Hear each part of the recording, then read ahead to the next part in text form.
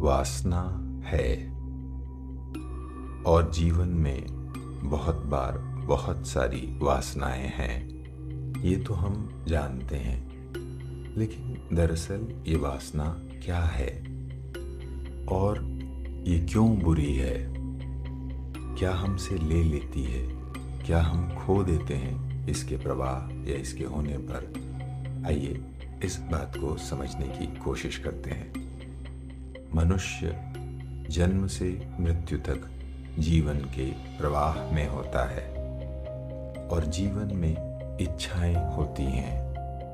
लेकिन जब कोई इच्छा अंधी हो जाती है, अपनी दिशा खो देती है और जो उसके आसपास उसे संतुलित करने वाले तत्व होते हैं कि इस इच्छा की कितनी आवश्यकता है, इसकी किस तरह पूर्ति की जा सकती है, ये सारे जो ज़रूरी प्रश्न हैं, ये जब खो जाते हैं उस इच्छा से और वो अंधी होकर बिना किसी नियंत्रण के इधर उधर बहने और बहकने लगती है, तब उसे वासना कहते हैं। जैसे प्रेत होता है जो एक ऐसी स्थिति में फंसा हुआ है जहाँ वो किसी कामना, किसी चीज़ में अटक गया है और उस स्थिति से निकल नहीं सकता।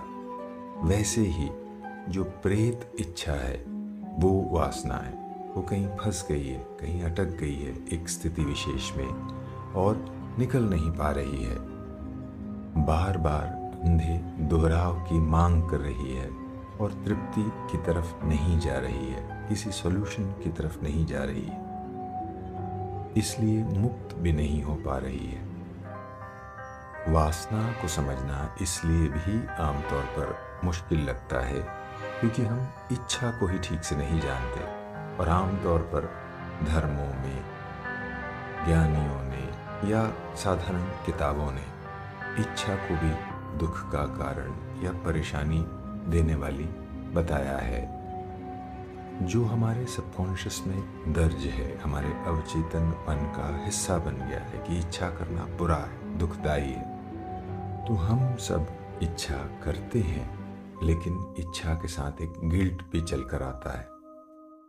इच्छा को हम इस गिल्ट से मुक्त होकर आमतौर पर नहीं देख पाते और मन तो फिर एक बेकाबू यंत्र की तरह व्यवहार करता ही है। तो वो इस इच्छा को येन केन प्रकारेण पूरी करना चाहता है। ध्यान देने की बात यह है कि हर इच्छा के पीछे कोई कारण छुपा होता है और हर इच्छा आपको तृप्ति की एक सीढ़ी तक पहुंचा सकती है। इच्छा एक मांग कर रही है आपसे और किसी कारण से पैदा हुई है। उस कारण को न समझना और इच्छा को तृप्ति की दिशा में न ले जाना धीरे धीरे वासना के जन्म का कारण बन जाता है। इच्छा के पीछे का कारण, इच्छा किस कारण से पैदा हुई है, इसको अगर हम नहीं समझेंगे तो इच्छा की पूर्ति की कोशिश तो हम जरूर करेंगे, लेकिन वो पूर्ति हो नहीं सकेगी। जैसे किसी व्यक्ति को बुखार का लक्षण दिख रहा है, लेकिन बुखार किसी गहरे आंतरिक रोग का लक्षण हो सकता है और उस रोग को मिटाए बिना बुखार को मिटाने की कोशिश उस व्यक्ति को सेहतमंद नहीं बनाएगी, बल्कि उसके शरीर में और अस्वास्थ्य को पैदा करेगी। जैसे आमतौर पर लोगों को लगता है कि पैसा आने से, संपत्ति आने से खुशी भी आ जाएगी और आमतौर पर पैसा आता है और खुशी नहीं बल्कि अतृप्ति, बेचैनी चली आती है उसके साथ साथ। तो पैसा वस्तु ला सकता है और हम वस्तु को तृप्ति या खुशी से जोड़कर देखते जरूर हैं, लेकिन वस्तु अस्थायी तौर पर खुशी दे भी दे तो वो गहरे और स्थायी सुख का कारण नहीं हो सकती। किसी वस्तु या संपत्ति को खरीदने मात्र से आप खुश नहीं हो सकते, बल्कि उस वस्तु को लेने के पीछे जितना गहरा कारण होगा, जितना प्रेम होगा उस वस्तु से आपका, जितनी गहरी ज़रूरत होगी उसकी आपको, उतना ही उस वस्तु के बहाने आप तृप्ति पा सकेंगे अगर आप उस वस्तु की केयर करते हैं। जैसे किसी व्यक्ति को संगीत से प्रेम हो और वो एक बहुत अच्छा, बहुत महंगा म्यूजिक सिस्टम चाहता हो ताकि वो बहुत बारीकी के साथ बहुत अच्छा संगीत सुन सके। अब संगीत का ये उपकरण, ये यंत्र तो एक वस्तु है, लेकिन इस वस्तु के प्रति अगर व्यक्ति गंभीर है तो इस यंत्र के ज़रिए, इस म्यूज़िक सिस्टम के ज़रिए वो संगीत सुनेगा, बेहतर और बेहतर संगीत सुनने की कोशिश करेगा। ये प्रक्रिया उसके सुनने की, संगीत को समझने की क्षमता को बढ़ाएगी और धीरे धीरे वो संगीत में छुपे मौन को सुनना शुरू कर सकेगा। और अगर वो अंत तक गंभीर बना रहा तो वो बिना किसी यंत्र के सुनाई पड़ने वाली परम तृप्तिदायक शांति तक पहुंच जाएगा।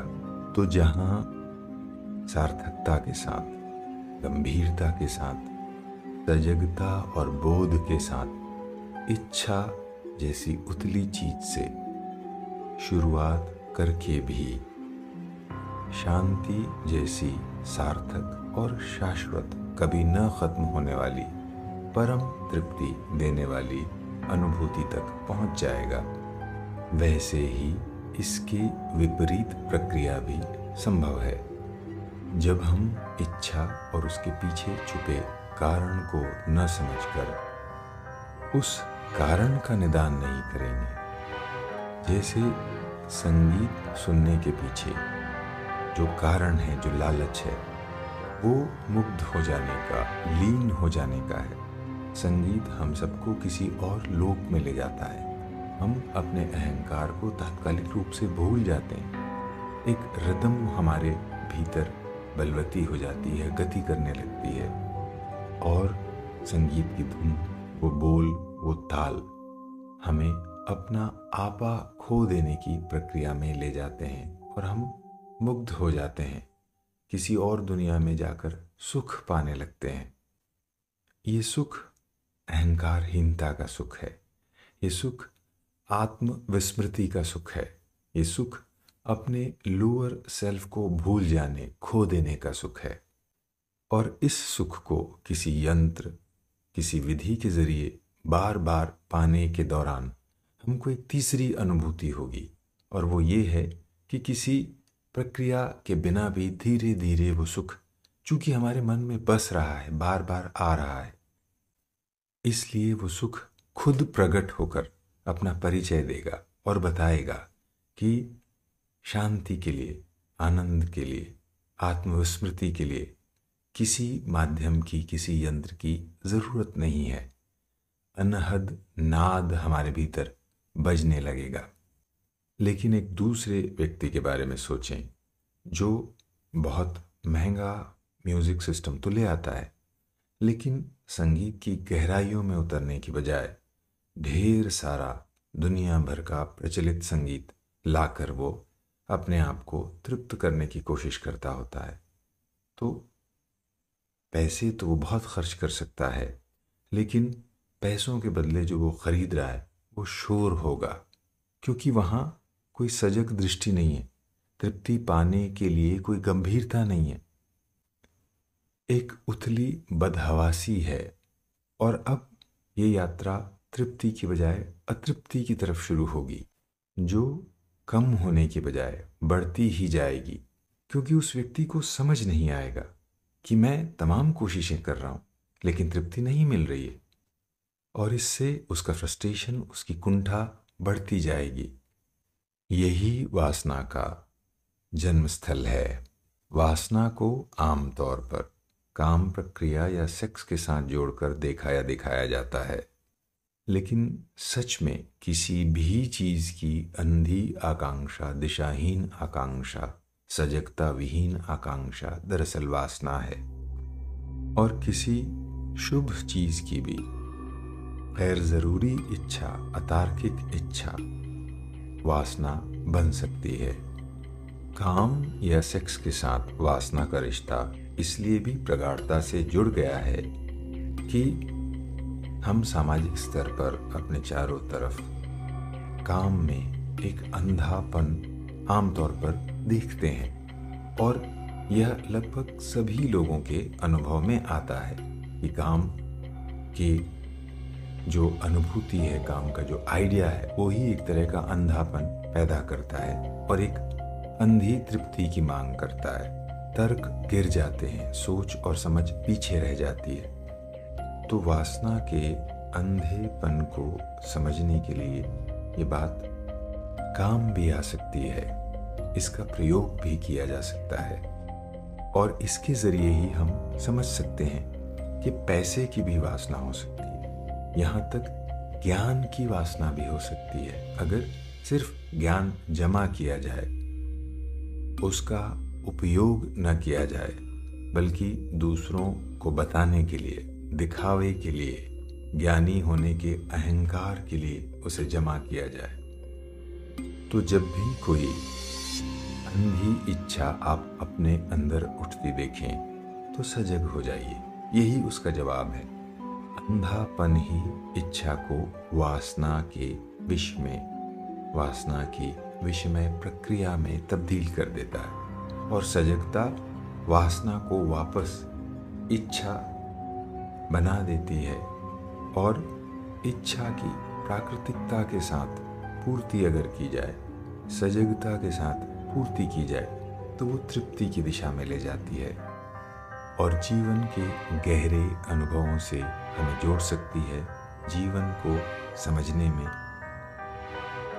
जीवन को रूपांतरित करने में हमारी सहयोगी हो सकती है। वासना हर किसी में होती है, कम हो या ज्यादा हो, लेकिन होती जरूर है। तो उस वासना को पहचान कर जब वो उठे, तो उसके साथ सजग होकर प्रयोग करते हुए हम अपने लोअर सेल्फ की बजाय अपने हायर सेल्फ की तरफ भी जा सकते हैं। अतृप्ति के दलदल में फंसने की बजाय तृप्ति के आकाश में उड़ने की सामर्थ्य भी पैदा कर सकते हैं। आप इस चर्चा में सम्मिलित हुए, आपका बहुत आभार।